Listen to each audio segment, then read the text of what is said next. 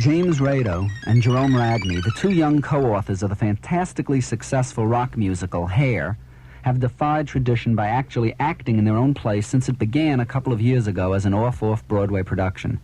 A few months ago, there was considerable controversy when Rado and Ragni were forbidden by producer Michael Butler to participate in Hair, and for that matter were not even allowed to enter the theater. There were various conflicting explanations, and I recently asked Ragni and Rado what really happened. If you hear the faint tinkling of oriental bells, be content in the knowledge that they're around Jim Rado's wrist and not inside your radio. What happened that time you were kicked out of the theater? What was that whole thing about? Well, Michael Butler had, trouble. Not Michael Butler.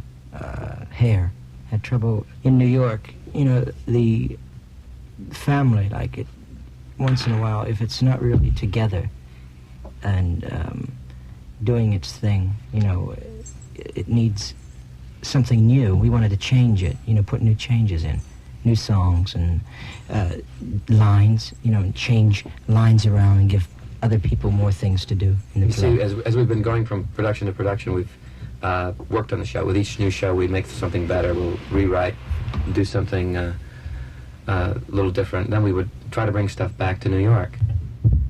But they thought we were going a bit far. Well, I'll tell you what. You see, like musicals, Broadway musicals, they think that once you put a play on, it stays the same. They never had anything like Hair, where it changes all the time. They think that it's like Hello, Dolly.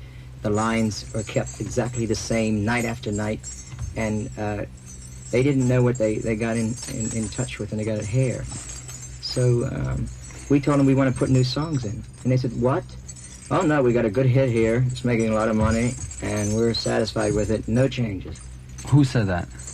The management. The establishment of Hair. And we said Hair grows. Don't it doesn't. It grows. It does. And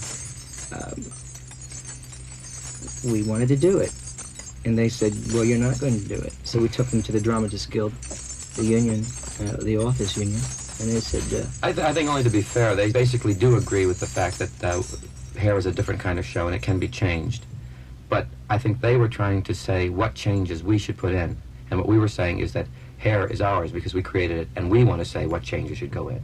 They were trying to say what the changes should be. We went a little too far with some of the changes, and they were saying to us, our particular taste, us, the people out front, I think it was, some of the actual theater owners and stuff who were saying, this stuff offends us. And we were saying, well, we as the creative artists have the right to determine what the new stuff is that will go in. So what was the outcome? The outcome was that everything that we wanted in the show was permitted to be put in, and we had to go through a thing of getting it in writing. Once they had agreed to the basic thing that we could put changes in the show, that we could keep it updated and we could improve it, then they had to go along with the fact that we have the exclusive creative rights. We have an agreement now that we will cooperate with the producer. Any new changes that we want to put in, we will submit to him and so forth.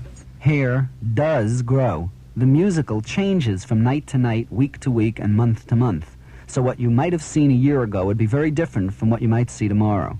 And I guess that's one of the main reasons behind the vitality and enthusiasm that make Hair such a well-accepted innovation in the usual stodgy world of American theater.